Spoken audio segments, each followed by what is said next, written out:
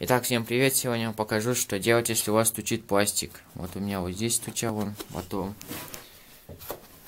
вот здесь, здесь аж проржавела она, потом вот здесь вот.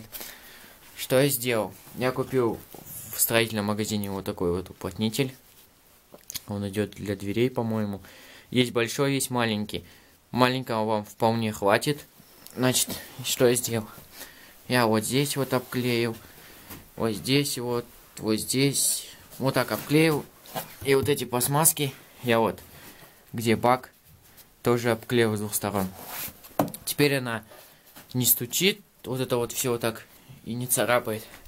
Всем спасибо за внимание.